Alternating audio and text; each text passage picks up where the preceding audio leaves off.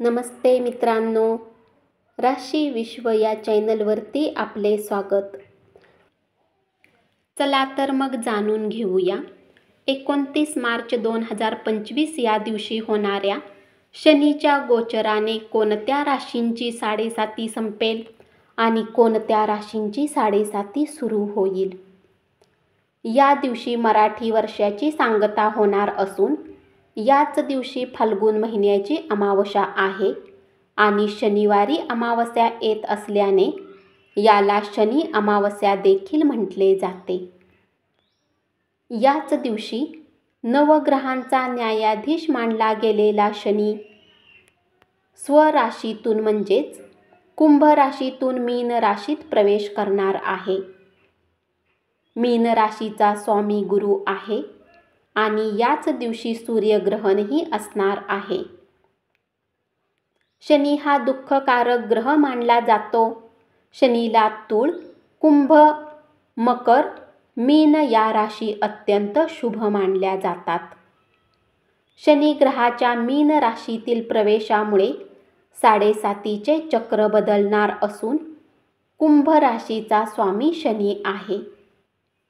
मकर आणि कुंभ या दोन राशींचा अधिपती शनी आहे.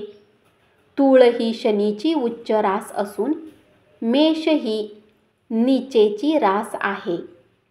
29 मार्च 2025 रोजी शनी मीन राशीत प्रवेश करेल.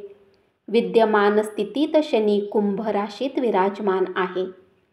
यामुळे मकर राशीचा साडेसातीचा शेवटचा टप्पा असून कुंभ राशीचा साडेसातीचा दुसरा टप्पा सुरू आहे, तर मीन राशीचा साडेसातीचा पहिला टप्पा सुरू आहे.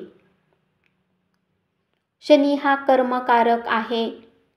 शनी हा माणसाचे मन शुद्ध व स्वच्छ करणारा, मनातील घाण सुविचार काढून टाकून उच्च प्रतीला नेणारा हा एकच ग्रह आहे.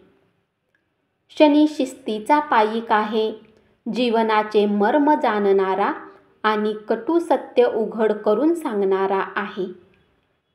जे विनयशील, विनम्र आणि शिस्तबद्ध आहेत त्यांना शनी उच्च शिखरावर नेऊन बसवतो. साडेसाती हा शनी चंद्राशी निगडीत ग्रहयोग आहे.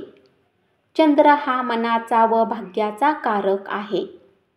हा कर्मकारक आहे. त्यामुळे जीवनास कार्यरत करणारा महत्त्वाचा ग्रह असून आयुष्यात शुभ अथवा अशुभ होण्यासाठी कर्म हे करावेच लागते.